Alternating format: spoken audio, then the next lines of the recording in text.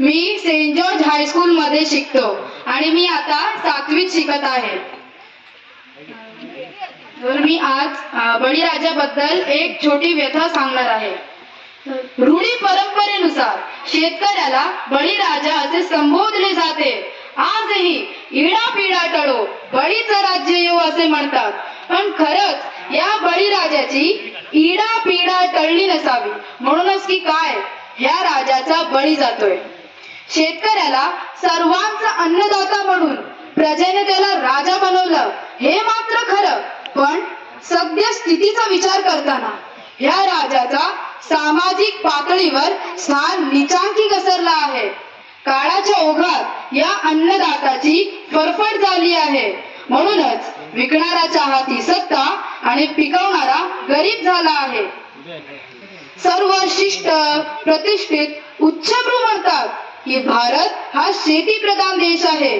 आमचा देश सर्वाधिक दूध तर दुसऱ्या तिसऱ्या क्रमांकावर तांदूळ, कापूस, फळे, भाज्या इतर अनेक उत्पादन करणारा देश आहे.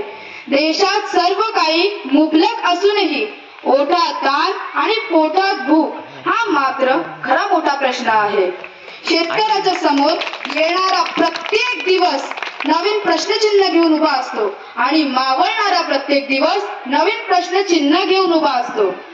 संसाराचा, लेकरा बाळांचा, गुराढोरांचा गाडा रेटायचा कसा, माणसं जनावर जगवायची कशी, असे बरेच प्रश्न येतात की आसमानी व सुलतानी संकटांचा सामना व करावा लागतो. शेतात जे काही पेरतो ते उगत नाही, जे उगतं ते पिकत नाही, जे पिकतं ते टिकत नाही आणि जे काही टिकतं ते विकत नाही. शेतकऱ्याचे आयुष्य हे जुगार झालं आहे. आयुष्याचे काही पत्ते हे काही निसर्गाच्या हातात तर काही बाजाराच्या हातात. तरी अनेक संकटांवर मात करून हार मानेल तो शेतकरी कसला. दुष्काळ पडला की आपल्या शिवाराला घामाचा पाणी करून पाजतो. आज किंवा उद्या नक्की पाऊस पडेल या आशेवर जगत असतो. फक्त मरत नाही म्हणून जगत असतो. शेतकऱ्याचे आयुष्य हे सरकाराच्या, कर्जाच्या, सावकाराच्या आणि आत्महत्येच्या विळख्यात सापडला आहे. आजकाल शेतकरी आत्महत्या खूप प्रमाणात वाढला आहे. त्याचं कारण म्हणजेच त्याला कष्टाची योग्य ती न मिळणारी मोबदला. पूर्ण परिवाराची जबाबदारी त्यावर असते. लोक फक्त सांत्वनाचे धडे देत असतात 2 दिवस, त्यानंतर ये रे माझ्या मागल्या. एक शेतकरी बनणं तेवढं सोपं नाही, कारण स्वतःच्या भुकेचा विचार न करता लाखोचा भुकेचा विचार करणे हे अतिशय अवघड असते. स्वार्थासाठी सगळे झटकतात, पण निस्वार्थासाठी कमी झटकतात. मी फक्त एवढंच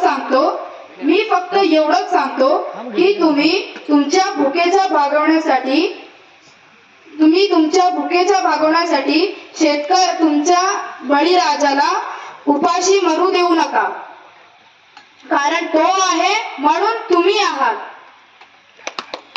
काही ओळी माझ्या बळीराजासाठी